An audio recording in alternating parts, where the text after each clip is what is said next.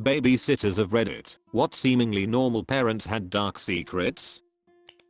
Somewhat wholesome story. I used to babysit for the kids down the street when I was in high school. One night I went into the parents' bedroom to get something, I think a puzzle, and there was a book on the nightstand called How to Comfort Your Kids When You're Thinking of Divorce or something like that. The next time I was over, there was a book downstairs on the mom's desk that was the couple's therapist's guide to saving a failing relationship. It made me sad because the parents seemed really happy together. Whenever I saw them, I felt bad that they must have been going through a hard time behind the scenes. My parents had a pretty unhappy marriage, so I tried to be extra nice to the kids. I hoped they hadn't had to listen to their parents fighting. Anyway, this went on for a few months with no further indications of trouble. I felt like I knew this awful secret that the kids didn't know. One night I came over to babysit.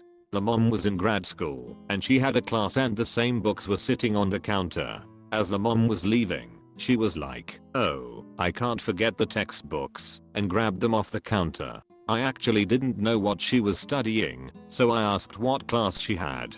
Turns out she was studying to be a couples and family therapist. The books I saw were her school books. In retrospect, that made complete sense because the titles were kind of academic, but I immediately assumed they were divorcing.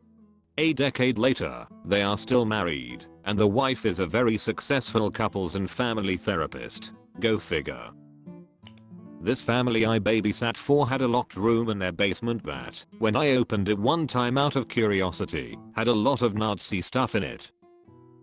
My daddy hits my mommy sometimes. For that one, I was still in high school. I told my mom what she said, and my mom went to the police station to report it. "I like it when you're here, not the other lady. She's mean and she makes me sit in the closet." This little girl was referring to her dad's girlfriend. I told the dad about it and never saw the girlfriend around again. And for some comic relief, my older brother and I play swords in the bathroom. Daddy taught us how. Asked him to show me with his action figures what he meant, expecting the worst, and he says look, and goes in his dad's closet and pulls out these giant foam swords. Woo. Thankfully not all in the same house.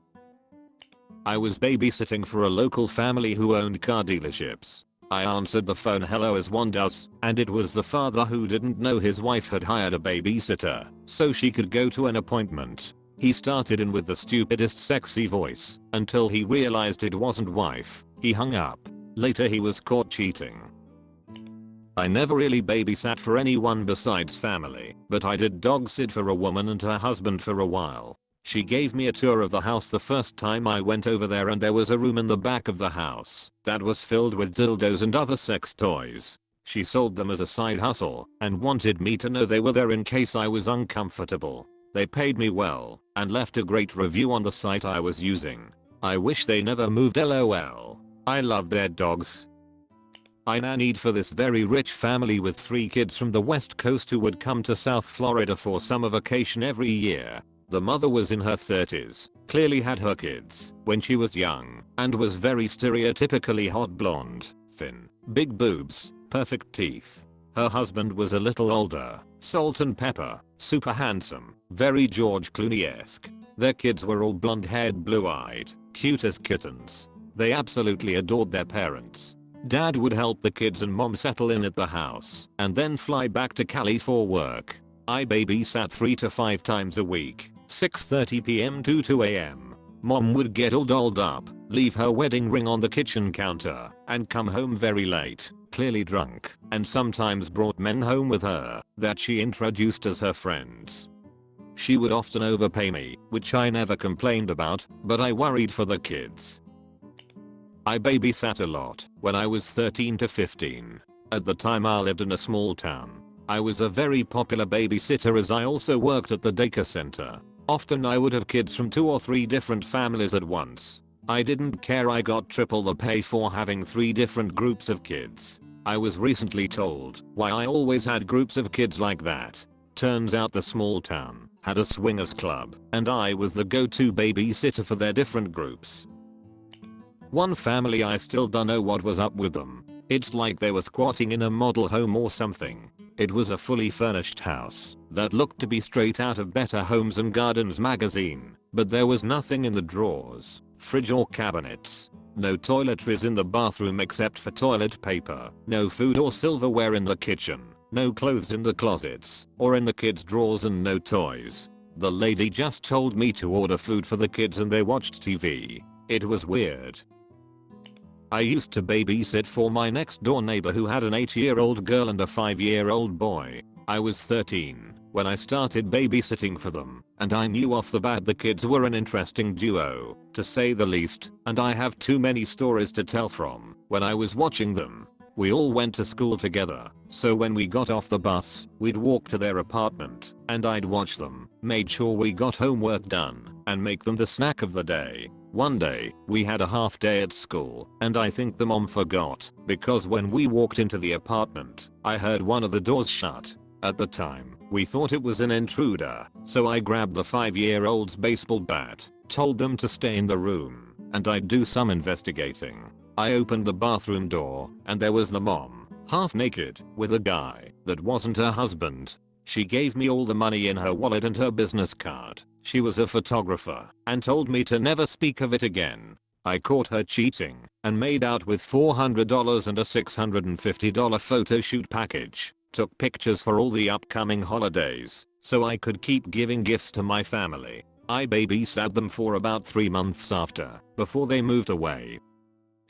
I was babysitting once, and the kids were wrestling in the living room. All of a sudden the smell of dank filled the room. I hear the kids stop and say, "What is that?" One of them had knocked over a big tin can on a shelf and the parents' weed stash spilled everywhere.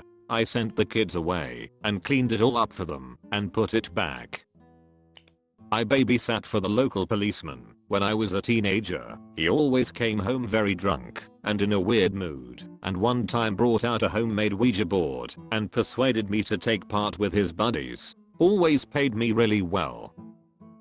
A family member of mine was a babysitter in the 70s. A couple who lived nearby asked her to babysit their baby a few times. I didn't get the sense that she knew them well. Every time she'd go they said the baby was sleeping, and not to disturb the baby by checking on it. The baby never cried. The parents would come home and relieve her. She never saw or heard a baby. At the time I don't think my family member thought much of it, but has told me this story several times because it keeps nagging at her. How could a baby be asleep for the entire time she was there? Every time. No noises. Nothing. Today, she thinks there must not have been a baby, but has no idea why they'd hire her. This reminds me of a weird babysitting job that I had once. Also in the 70s. I got a call from a woman who said that she got my number from a friend. She couldn't remember who, though. She sent a taxi to pick me up, and I still remember feeling kind of freaked out, like this was very sketchy. The taxi pulled up at a very old apartment building. For some reason it totally reminded me of the building from Rosemary's Baby. There were 2 women there. The place was just one giant room with a kitchen and bathroom off of it. The lights were dim, and the room seemed to be full of beds, but all of the beds were on angles, or pushed together, and there were tons of bedding and clothes all over the place. Whoever I spoke to on the phone told me that there was one 7-year-old boy, but I could clearly see that there were at least 5 kids aged about a year up to maybe 5. No boy who looked to anything close to 7. And all of the kids had longish hair and looked really neglected. The women didn't say much, except that they'd be back around 11 o'clock. It was only 6 o'clock in the evening and all of the kids were asleep and stayed asleep except for one toddler who woke up kind of whining, crying for a minute or two. I couldn't really tell how many kids were there. The blankets and beds were all crazy. There was no food in the fridge. No milk, no nothing. Nothing in the cupboards. There was no TV, which was a real hardship for me. There was only one book. I think it was called Every Woman's Handbook, and it was basically a feminist book about women's bodies. I sat there and read it, since there was nothing else to do. After an hour or so I could hear this noise in the kitchen.